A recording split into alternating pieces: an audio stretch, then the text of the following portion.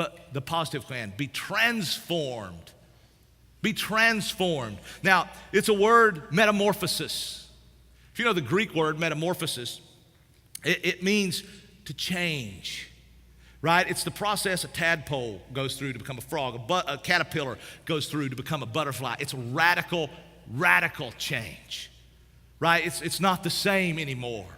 So he says, don't be conformed, but be transformed.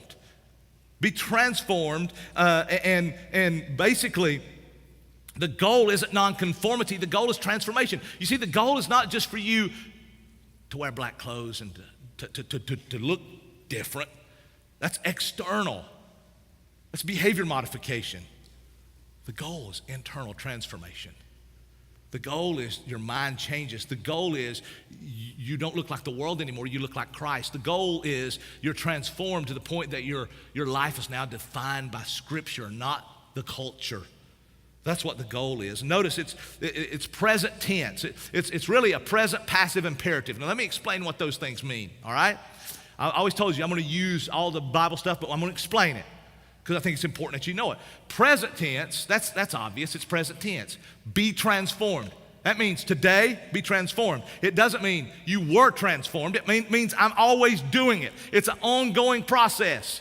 Man, I've got to get on that altar tomorrow because I'm going to crawl off, right? I've got to get up every morning saying, oh man, I've got to get on that altar today because if left to myself, I'm not going to sacrifice. I'm going to drift back and do this. It's an ongoing process. It's an ongoing process. And so it's present tense. Transformation never stops.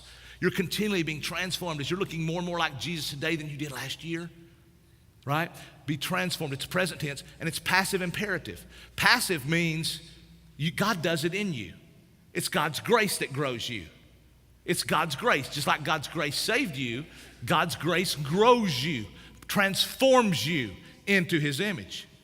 So it's passive, but it's also imperative, which means, unlike salvation, you have a role to play in this. You see, salvation we call monergistic, meaning it's all God. It's grace, it's mercy, it's His grace. You didn't earn it, you didn't work for it, you wasn't smart enough. It's all God, but sanctification is synergistic. It's you and God.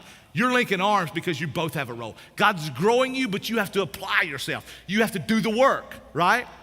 You have to do the work. As a matter of fact, we see this in Philippians chapter 2, verses 12 and 13. Here's what Paul says. Therefore, my beloved, as you have always obeyed, so now, not only as in my presence, but much more in my absence, work out your own salvation with fear and trembling. He said, you work it out. You've been saved, work it out. That's what James said. Faith without works is dead. You don't work to get salvation. You work because you are saved. If you're a true believer, you're transformed, right? Your mind begins to change, and you work out your salvation.